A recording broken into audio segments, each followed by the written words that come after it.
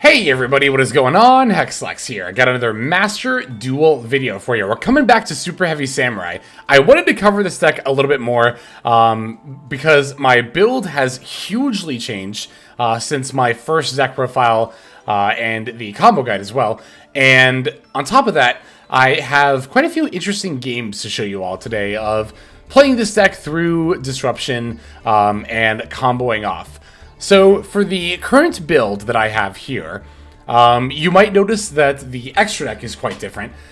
We are on Naturia Beast, which you can make using the Superheavy Samurai Soulhorns, of course in combination with a level 4 Earth Tuner. Now the Wakaushi, while being a level 4 tuner, is in fact dark, so you want to be mindful of that. However, whatever the Soulgaia booster equips to does end up getting treated as a tuner, so you know, there is that option in order to be able to go into it. You could also set up some shenanigans with Motorbike, bumping its own level up to 4, and then syncing with the Soulhorns, and then that making the Naturia Beast. I think for a typical combo line, that's pretty much how you do it, but to be fair, I've been disrupted quite a bit playing this deck, so getting a quote-unquote typical combo line off with this deck in this meta might be a little bit difficult sometimes.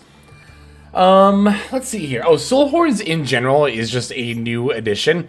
I wanted to add this card in order to not only make Naturia Beast, but also help us play through Droll a little bit going second. Actually got to give a huge shout out to my friend Meeps. I'll go ahead and link Meeps' Superheavy Samurai video in the description because Meeps' video was great about the deck, and I'm pretty much using the same list that he did, with the exception of Denko Seka. He's teching that. I don't have one, so I put in something else instead. I don't remember. I think it was actually a third Motorbike, because I think he was only on 2. But yeah, no, I thought this list was phenomenal. You'll probably notice this list is playing a lot of hand traps. We're playing 1, 2, 3, 4, 5, 6, 7, 8, 9, 10, 11, 12, 13, 14, 15, 16, 17, 18, 19. I thought about playing a 20th just to make it even half the deck. I suppose if you want to count Driver as being part of Gamma's hand trap, then you could count that. But of course, you know, I'm talking about cards you want to open and disrupt with, and Driver is definitely not one of those. So 19 hand traps seems excessive, but this deck can play board breakers, so it's definitely needed. Also, because this deck has so relatively little combo requirements as far as opening your opening hand. It has, you know, a lot of different one-card combos, so it definitely has the room for that as well. Stuff that I have taken out. You'll notice the Scythe Lock is no longer here, as well as the Ballista for Ancient Gearbox and Finish Track Tunneler. Those packages, I don't like playing the Scythe or the Box or the Tunneler in the main deck. I think I much prefer just having more hand traps over stuff like that. Because here's the thing, right? If you're comboing out to the point where you're Scythe locking or using the Tunneler to get a couple of draws, like, you either didn't get disrupted or just able to play through whatever your opponent had anyway. So they feel a little win more, right? Whereas I noticed that I was having a little bit of trouble going second because I felt I didn't have enough hand traps. On top of that, opening Box, Tunneler, or Scythe just feels terrible. So I figured rather than playing 3 win more Garnets, it'd be better just to include more hand traps. And indeed, playing on ladder that has in fact served me well. Another new addition to our extra deck, by the way, is Stardust Dragon. The principle here is the same with playing Stardust Dragon in Manadium. It's for the Accel Synchro Stardust Dragon, because that is one of the most common points to get Nibiru, because it's when you're about to summon your Baronne. So if you chain the Accel Synchro Stardust Staff, you get to summon regular Stardust out of the extra deck, then immediately go for a Baronne. That Baronne, by the way, as well as the Stardust that you summon, are unaffected by your opponent's activated card effects for the rest of that turn, due to the effect of Accel Synchro Stardust. A lot of people don't know about this effect, but that is very, very relevant there. We're still on Marusaro, by the way. I'm sure I butchered that pronunciation. I know I said that I was taking this card out, but This is actually part of playing under Droll. And again, highly recommend checking out Meeps' Super Heavy Samurai video, linked in the description below, because he actually shows off OTKing under Droll using the Musaruro as well as the Soulhorns to go in for a total of 8k damage. It was very, very cool. And also just having the option to be able to go into this under Droll, even if you're not OTKing, even if it's like turn 1. Very, very nice, because 4k defense by itself can be more difficult to get rid of than a lot of people might realize. And there is also, of course, the possibility of getting to potentially draw a bunch of cards on top of that. So, as far as the particular disruptions themselves, DD Crow might seem a little niche, and in fact, we are mostly playing it against Super Heavy Samurai, but you know, think about a lot of the other decks in the meta right now, right? Mathmech, Branded, very much hurt by the existence of DD Crow in our deck. Same with like Ghost Ogre, you know? Ghost Ogre is mostly for the rematch against Wakaushi, but still, against Monodium, you can hit the field spells. Against like, you know, like anything that's playing continuous spell or trap cards or other pendulum decks. Ghost Ogre can hit those as well.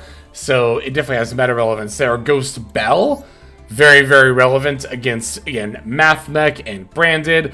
Also stops DD Crows that people are attacking for us, which can be relevant. So, also, I was on multiple Nibiru for a little bit, but I'm back down to 1. Nibiru is, of course, still a phenomenal card. But, again, if we're keeping a lot of matchups, but mostly the mirror match in mind, Nibiru, not that great against the mirror match, as they will summon the Baron before they pendulum summon. So if you nib and try to hit the Baron, they still have the pend for follow-up, which is often enough. Or, again, they might even be on the Stardust Dragon. I'm noticing is becoming more and more common in Super Heavy Samurai to help dodge Nibiru. So, yeah, it looks like at the end of the day, Droll is going to ultimately be the best tech against this deck. But again, we do definitely still have lines, even when we are having to play under the Droll and Lockbird. Also, as I'm preparing the tier list, because I'm very much thinking about the tier list and where I think every deck lies in the current metagame, I do think it's hard to deny that Super Heavy Samurai is tier 1. It definitely is. But I do actually kind of wonder if it's actually the best. I said actually twice. I do kind of have to wonder if it's actually the best tier 1 deck right now. I think the answer might actually be no. Super Heavy Samurai is, of course, very, very strong. And if it gets its turn 1 combo line off, it is very, very close to unstoppable. But honestly, especially in a meta where people are teching for this deck specifically, sometimes that can be a bit of a big if. One thing I'm also noticing about this deck is that, well, it's something I touched on already, right? Going second can be very rough for this deck. It's why we're playing almost half of our deck being hand traps, right? Particularly when I compare this deck to Monodium, right? Like, Monodium's end board might be more explosive, but I feel like Monodium plays better through Droll in particular, and also has a much easier time going second than this deck. I'm not ready to definitively make this statement just yet, but I suspect we are in a meta where Monodium is actually better than Super Heavy Samurai. And I actually think we might even be a meta where neither of those are the best deck. It might still just be Branded or Mathmech, which are seeing a little bit less play right now, of course, because people are playing with the new hotness still. We're still within the time of recording this, the first week of this new pack. So I think once the meta calms down and people are a little bit less, hyped about the newest decks or the newest releases, we might see a meta where, again, Branded and or Mathmech ends up being the top deck of the format. The more I play with it against Super Heavy Samurai, the more I think, while this deck is very strong and is absolutely a tier 1 deck, I don't think it's actually the best deck of the format. Again, we'll see how things end up shaking out. Also, I don't want to say lack of tournament results, but Super Heavy Samurai has not been sweeping tournaments as much as people were expecting. I think because a lot of these tournaments are best of 3. And again, in a world where Super Heavy Samurai is made to go second a lot of the time, and can be teched against, I think it has a really difficult time managing to be the best deck in the current metagame. But again, we'll see how that ends up panning out moving forward. But But yeah, I've got 3 duels here where we're gonna show us playing this deck in not necessarily ideal circumstances. So if I recall correctly, none of these games are just us doing the turn 1 combo and then our opponent conceding, right? We're gonna be playing through some tricky spots. So, but before we see those, let us go ahead and break down our current list card by card. I'll actually take a sip of water though before I do that.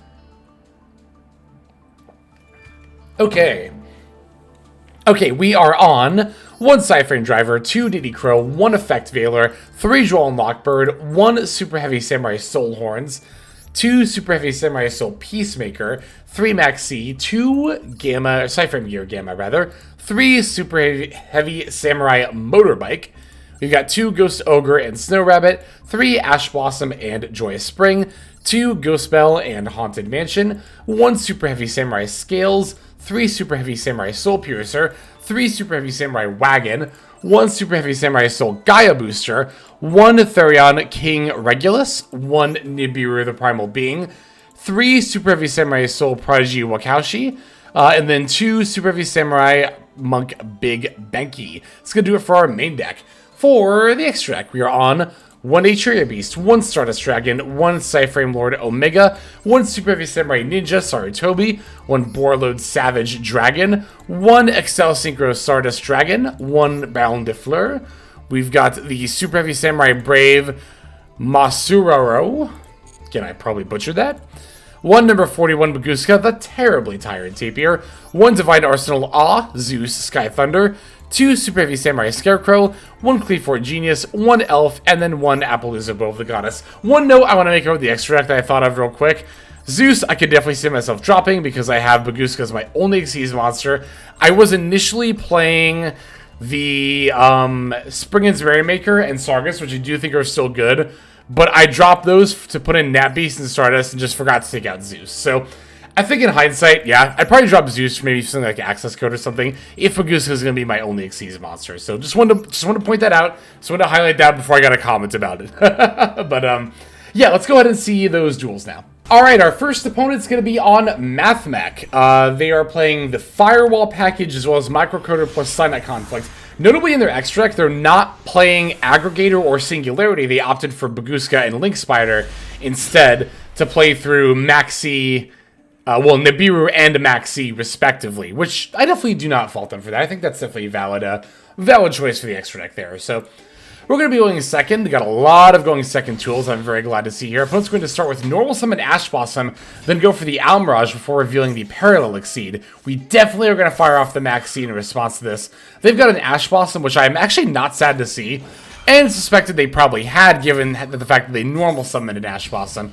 Was reasonably likely for them to have a second one there, but that means one less Ash to screw up my plays potentially later, so.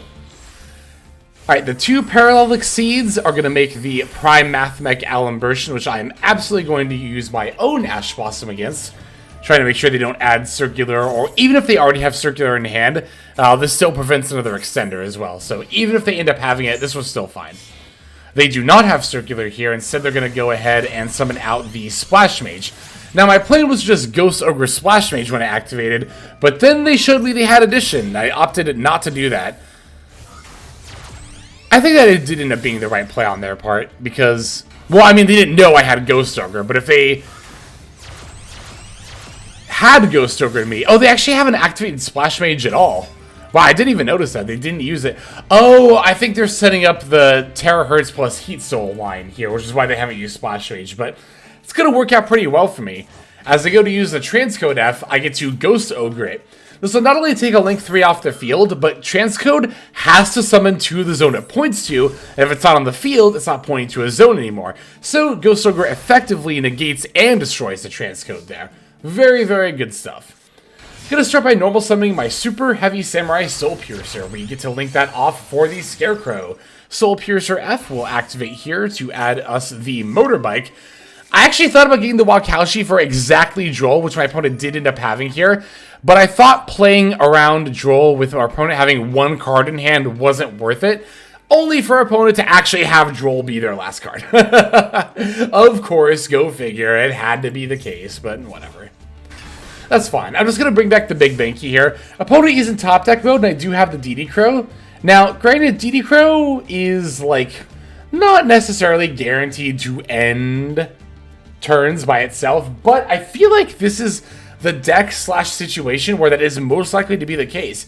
If I think about what my opponents are likely to do to try to come back here, they're going to try to G-Golem Crystal Heart for the transcode. So I was fine just passing with the big Benkei in defense mode and pretty much nothing else here. So Gachiri ends up being the card they added, going for the G-Golem Crystal Heart, which in a lot of circumstances, if I had like Valor or if I was on a different deck in a different situation, Imperm would be insane here.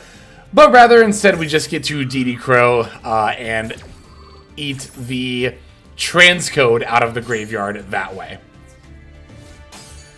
And yeah, 0 attack monsters, when they attack each other, do not actually destroy one another. Fun fact.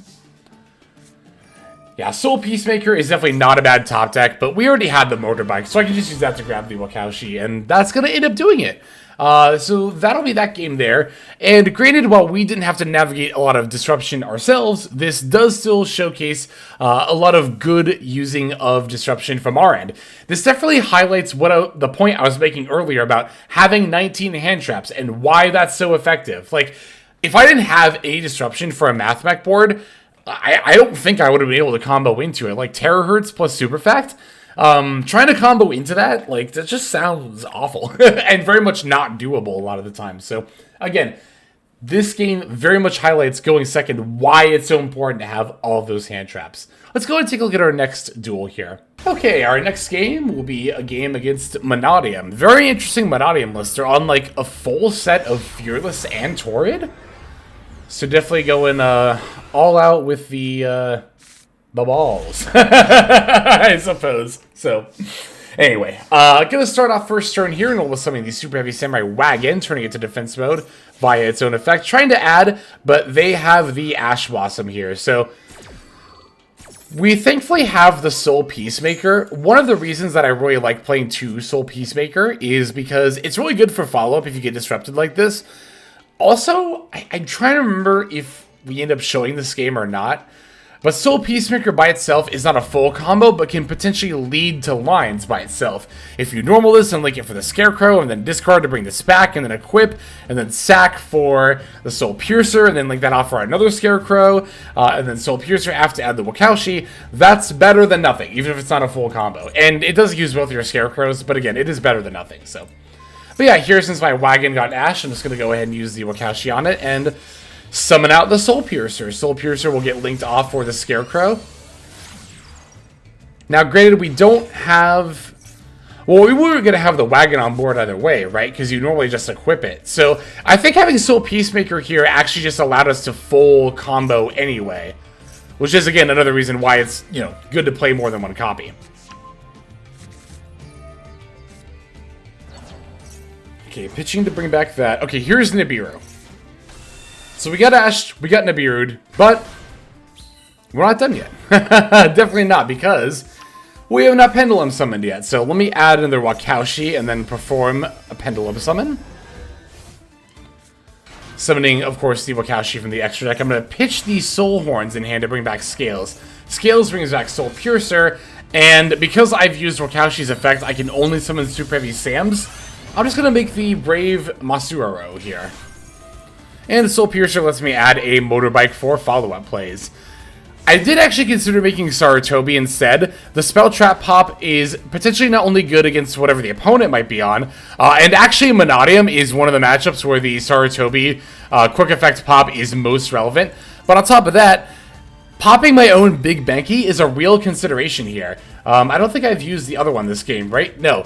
So that might sound weird. It's like, why would you want to pop your own Big Benkei? But actually, the reason to do that is to be able to use Wakaushi on a follow-up turn, particularly the Pendulum Scale effect.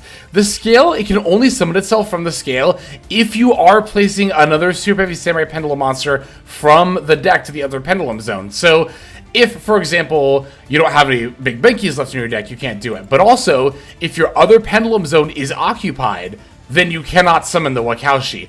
I have at least one game that I can remember, because I used Sarutobi to pop my own Big Benkei, and then was able to Wakaushi into a follow-up play there. So, but here, it's like, again, the 4K defense, there are a lot of decks that have a lot harder of a time getting through this than you might think. And also the draw effect might end up being relevant here, but we already have 3 in hand and one of them is Droll, so probably not, but still.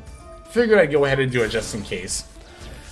Alright, Abscission is going to pop the Nibiru here, and I'm gonna Droll. They activate anyway, summoning the Meek, specialing the Vises here. So they did end up having more follow-up than I thought they would have, but again, Monodium, as I said at the top of the video, does actually play a bit better under Droll than Superheavy Samurai does, but that doesn't mean it is immune to the card, not by any means, so. Alright, so they will get to proc both effects here of Calarium and Meek. I'm going to use DD Crow to banish the Meek out of the graveyard. Just try to keep my opponent on very limited options here. So they can summon Meek from deck, but it's like from here, they're not really able to do much. They can make Vises Sombra Terra, they can't add a card. They can link that for a Lightheart, which can't add a card. And they could go into like a Sprite Elf, maybe, if they play that, but that doesn't do anything here either.